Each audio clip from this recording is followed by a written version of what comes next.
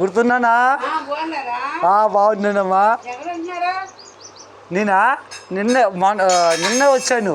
మా మా మహేష్ మేస్త్రి గారితో కలుసుకున్నాను.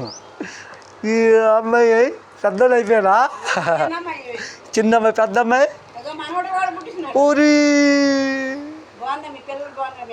అబ్బాయిలు పెద్దలు అయిపోయారమ్మా. నేను యూట్యూబ్లో ప్రోగ్రామ్ ఇస్తున్నాను. ఇండియన్ గురు ఆటో హోమ్ సత్యమోమో అమ్మ దుర్గమ్మ తల్లి సందేశం ఇంటి మీద పడింది.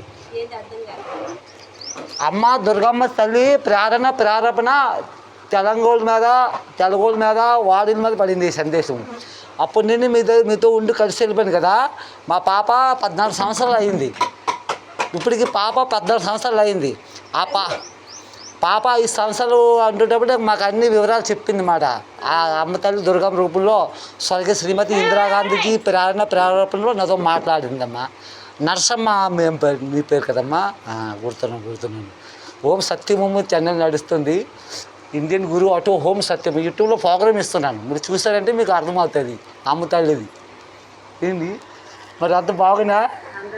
అందరూ బాగుంది. రాత్రి వచ్చి అడిగాను, మరి మేస్త్రి గారు వెళ్ళిపోతున్నారు, మరి ఏం మాట్లాడాలి ఏంటి అనుకుని మళ్ళీ నేను ఇచ్చేలేపానమ్మా. మరి ఏంటంటారు, దేవుడు సంఘర్షం ఉన్నంతకాలం మనం ఇక్కడే.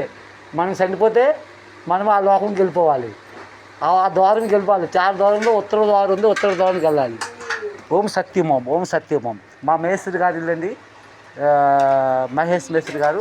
మా మహేశ్వరి గారు మేస్త్రి దగ్గర నేను పెయింటింగ్ పని చేశాను. నేను విజయవాడలో 2000 సంవత్సరం నుండి 2004 సంవత్సరం 4 వరకు ఇక్కడ ఉన్నాను. మా బాబు ఇక్కడే పుట్టాడు. స్వామి లక్ష్మీ వాళ్ళ ఇంట్లో ఇంట్లో పుట్టాడు.